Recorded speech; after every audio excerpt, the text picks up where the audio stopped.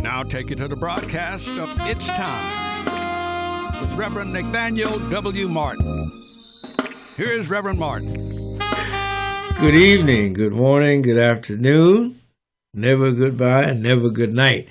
We are grateful to be coming to you again on our broadcast. It's time. It's time to talk about getting paid. It's time to talk about recompense, reparations, and setting it right and making the country, the body politic of the country whole after years and centuries and generations of intentional economic and environmental neglect and injustice. Let us never forget that slavery was a jobs program. You had 100% employment, and if working hard would have got you ahead, then I'm sure we would have got ahead in those 250 years. Let us look at our marching orders from the Old Testament, the book of Deuteronomy, chapter 24, beginning at verse number 14.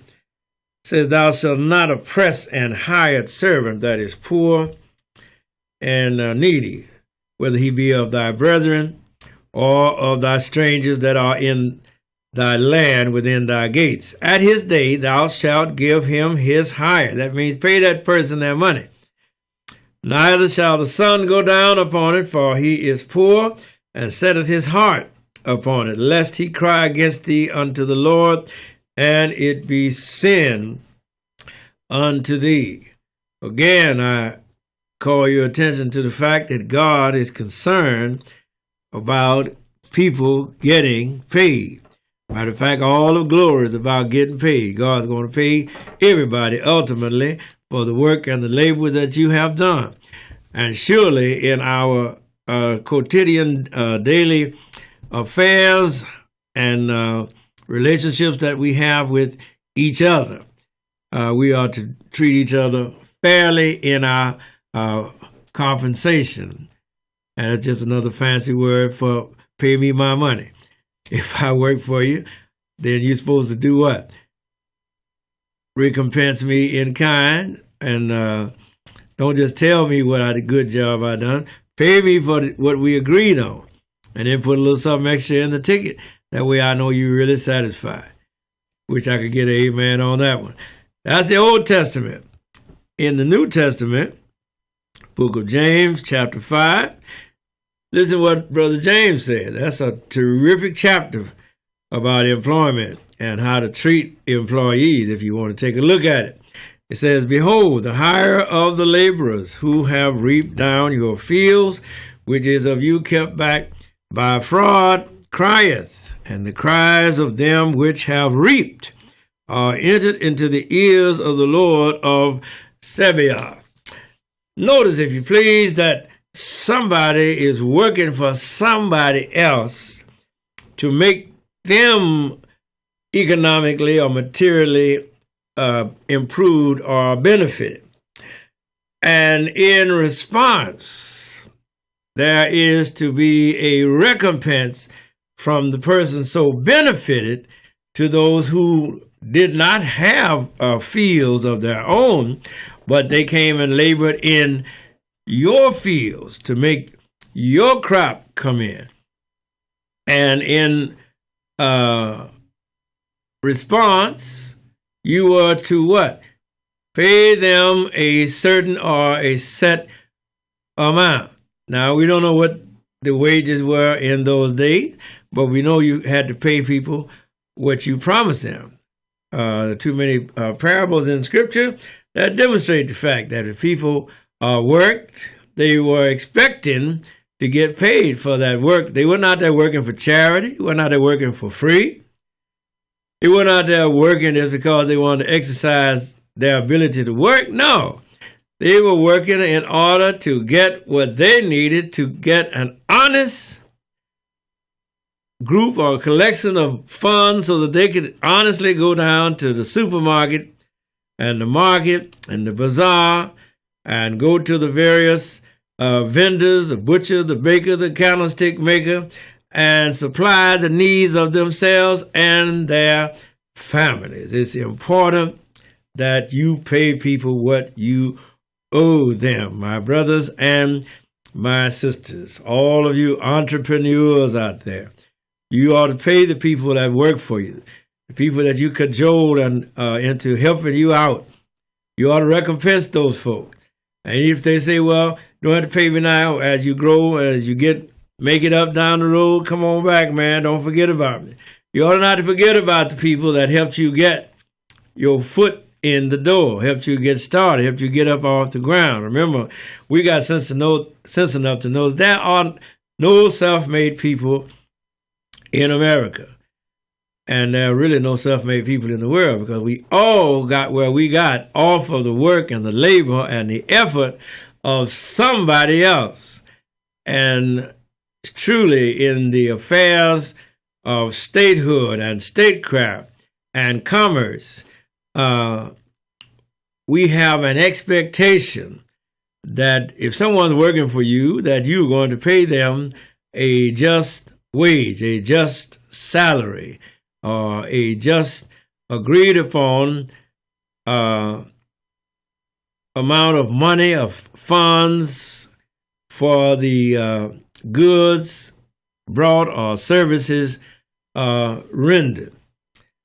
I think somebody's going to say amen after a while. And when it's not forthcoming, it creates stress on the part of the person who was expecting you to pay them, and you didn't pay them.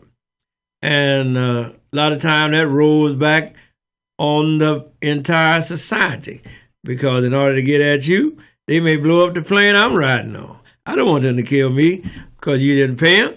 Pay the people their money. Walk upright. That's what the Bible tells us to do. And don't hold folks' money. That's what he's saying in the book of Deuteronomy. You'll be telling him to come back tomorrow and I'll give you your money. You got my money now, give it to me. I got to get down to Ralph's. I got to get down to the swap meet. I got to get down to the utility place and pay the utility bill for to cut the lights off and all these type of things. But God, whatever it is, I need my money, because we had what? An honest agreement. An honest agreement. You honestly told me that if I work for you for a certain amount of hours, accomplish this amount of tasks, do this amount of movement of goods and material, that you would recompense, that you would pay. You give me a salary, you give me a wage, or whatever the gratuity is in our agreement and in our contractual obligation, fee for service. Is that right? I give you the service, you give me a fee. And we have whatever fee we agreed upon. That's what you ought to do. You ought to be honest about it. Don't tell me to come back tomorrow, I'm short. Why are you short? You should have my money before you ever hired me. I wish I had an amen on that somewhere. And it's criminal the way we mistreat one another. And we be ducking and dodging and slipping and sliding and hiding and promising to pay and saying I ain't got no money. And then these big corporations, what will they do? They will go into bankruptcy court. So you can't sue them no more. They're going to declare bankruptcy, come out, and you can't get none of your money. You got to get in line in order to talk about your money. Well, God ain't satisfied with that. God know the okie doke. You know, God can see through that deceit, that fraud that you perpetrate, which I had an amen somewhere. Look at all these big companies that file bankruptcy all across this country. For no other reason than they did not want to honor their obligation that they made to the general public, either by salary and wages or because of some mishap, as in the case of these big oil refineries that explode and blow up. We've all seen that movie about that Deepwater Horizon. What a tragedy. How many people lost their lives? And then the companies try to declare bankruptcy, change their names, sell themselves, or merge with some other corporation under some other name in order to avoid their just obligation to the survivors and the families of those who have either lost their lives or have been injured. And these things, my brothers and my sisters, ought not so to be. A just day's pay for a just day's work is still a good adage. And we brings us to discussion of John Conyers' House Resolution 40, H.R. 40, as it's called, which has been stalled in every Congress of these United States for over 40 years. However long John Conyers has been up there, every year he's been introducing a bill to study, mind you, study the effects of slavery upon the citizens of the United States. What are the repercussions? What is the pathology of the aftermath, the consequences of those 250 years? That's 2 centuries and then a half a century. And really that's cutting it short, but at least from 1776 on through 1865, as the late President Lincoln so eloquently stated, all the treasure piled high by the bondsman's 250 years of unrequited toil.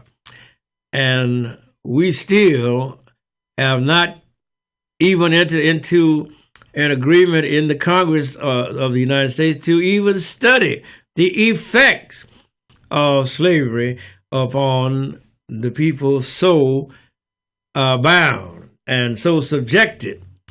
Remember, we started out by talking about the fact that slavery was at bottom a jobs program.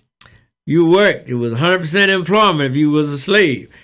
And if you were going to make any money by hard work, you surely would have got paid, made some money, or improved yourself by being a slave. Did you get ahead by being a slave? No.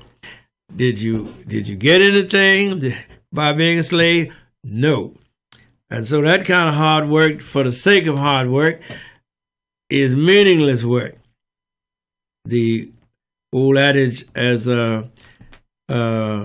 Lincoln said, you work hard and earn bread, and I'll eat it.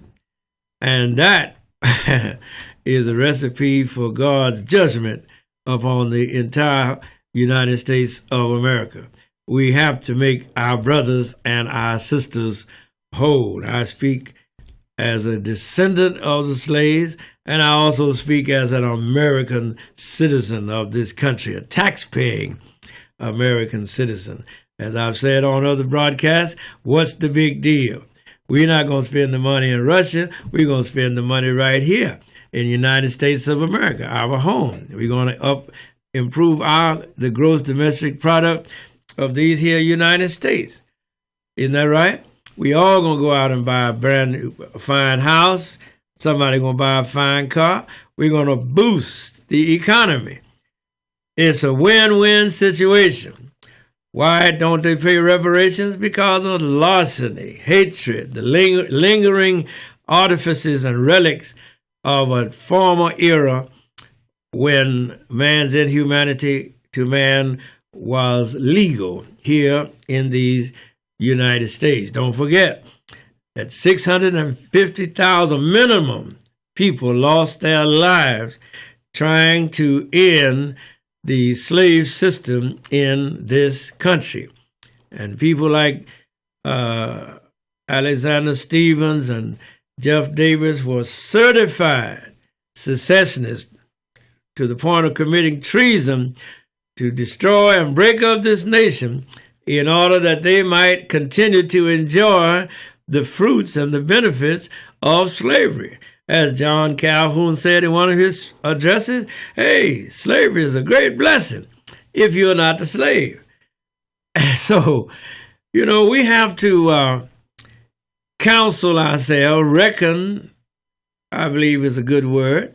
Sigmund Freud said we have to reckon with our past. We have to reckon with the things that have occurred in our past experience. If it's true for a person, it's also true for a nation. Does not God say that righteousness exalts a nation, but sin is a reproach to any people? And so we can't be a whole person until we have addressed the failings or the demons in our past. We have to acknowledge. You can't run from it. Whenever you find yourself in a nightmare and you're running, you better stop, turn around, and face what it is that's filling you so with fear that's going to run you all night. You can't run from a problem. You have to confront that problem and address it and acknowledge it above all things, and then leave it to the Lord to help you work it out, which he will do. And that's my bit of psychology for today. To the more important and immediate point that you and I, my friends, are more concerned about. There was only a time in this country when North and South, you had equality. East and West, you had equality. The colored man, the Negro, was treated bad in the South. He was treated bad in the North. He was treated bad in the East, and he was treated bad in the West. What am I saying? They may not have lynched you as quickly in New York as they might have, say, in Florida, but they still had the same or similar grievous restriction. Now, they might have been a little bit more subtle and slick with it, but it was the same old song. Round and around in a do-si-do, and every time he jumped Jim Crow.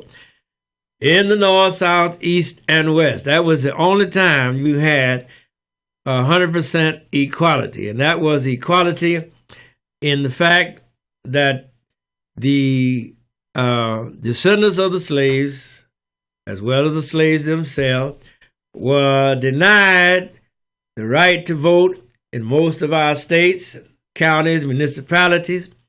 He was denied to serve on juries, denied to give evidence for a long time in a court of law, and all of these other types of inequity. He was not denied the right to pay taxes. No. He got his tax money. He got her tax money. But you were denied the benefits that should have flowed with that tax money. My brothers and my sisters, that's taxation without representation.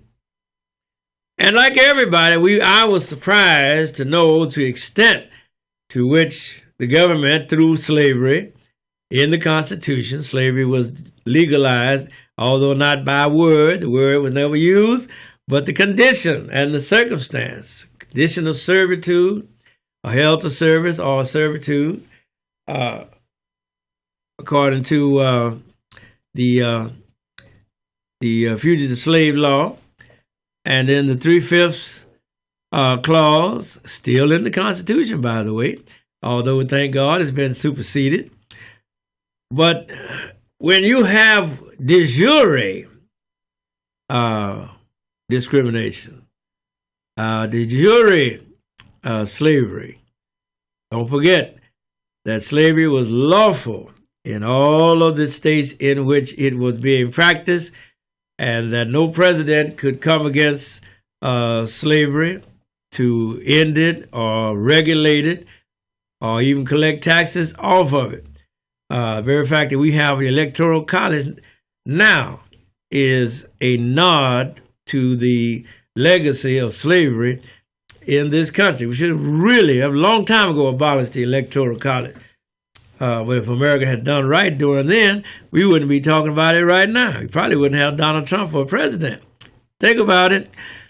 And so, not only in its nod to slavery was the federal government complicit, but also after the Civil War, and more particularly beginning from the period of 1877 on, I say all the way up to 1968. Although King in his address said from 1863 all up to 1963, the Negro still was not free. 1863 being the passage of the Emancipation Proclamation, although it's 1865 with the end of the Civil War and the beginning of an effort to make amends, which was cut short and curtailed and ended by the retrogrades in the South who burned in their rage for having lost what they called the Civil War, the late unpleasantness, as they call it, and what it really was treason against the United States of America by people of this country, which Abraham Lincoln correctly called it. Yeah, actual rebellion against the authority and government of this nation.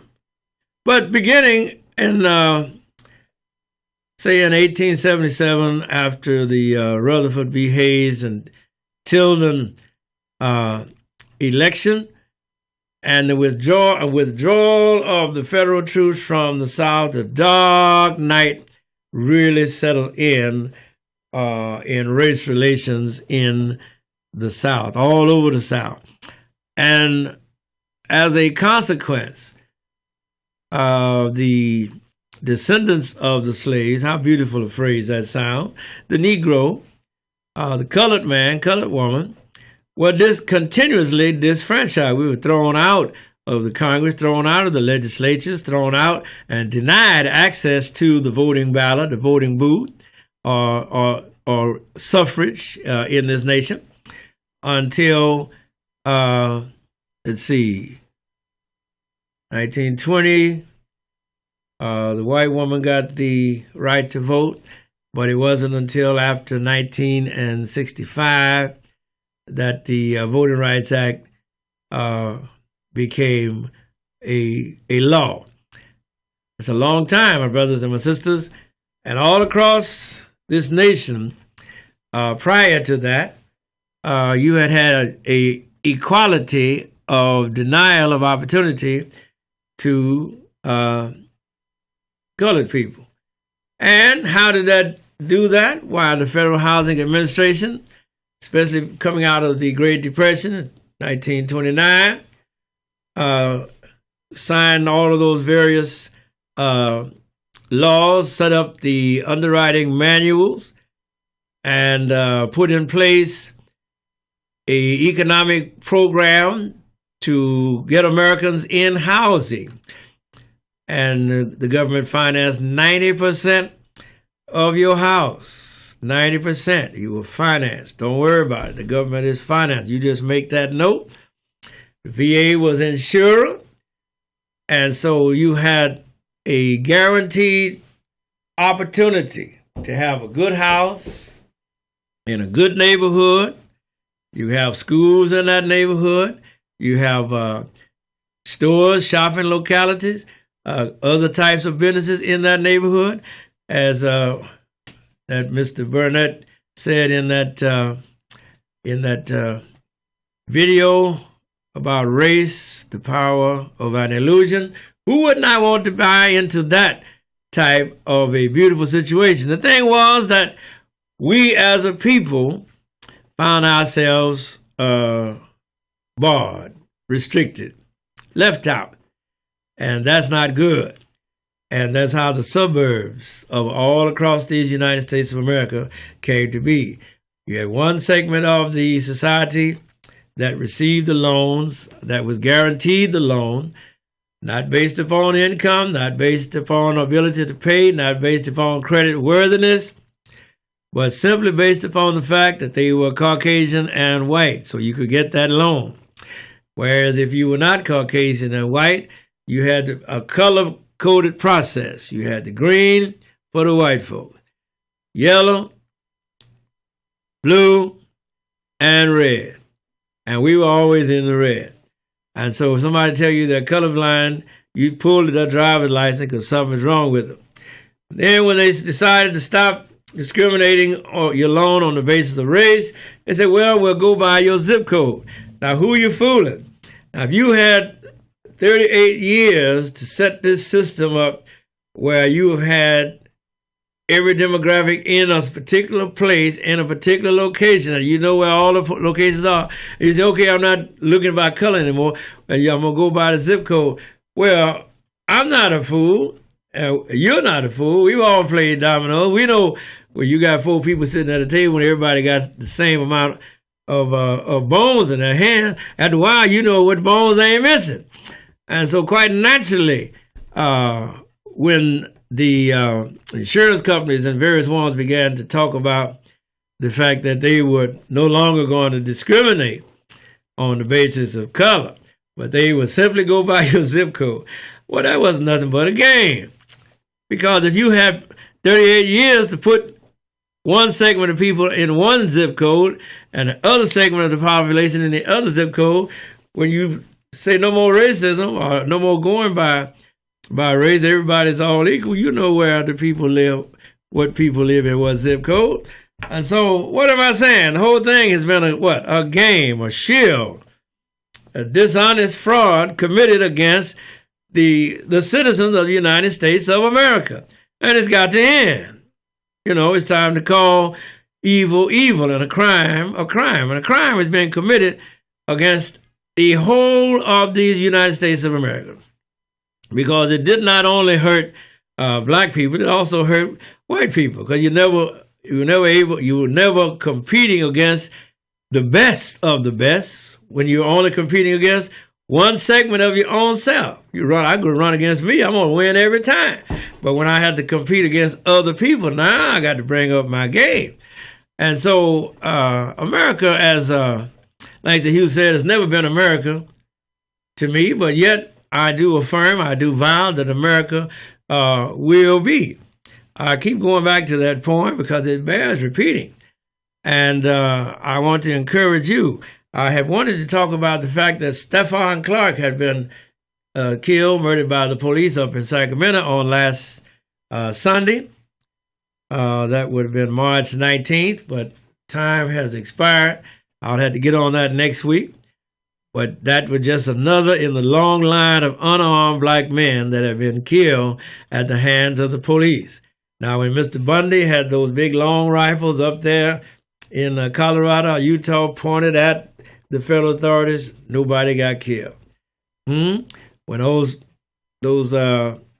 motorcycle riders down there in Waco, Texas, killed up a bunch of 9 of their number, they sat on the curb with their hands using their cell phones. Nobody hindered, nobody hogtied. But whenever it's a confrontation between a white police officer or with the police and a black person, anywhere in these contiguous 48 or 50 states, they wind up dead. Not because they had a gun, because they were suspicious of having a gun. That, my brothers, is injustice, and it has all got to change. Remember, whatever you do, don't work for free. Make sure that you always get paid. It's time. God bless you. May God keep you.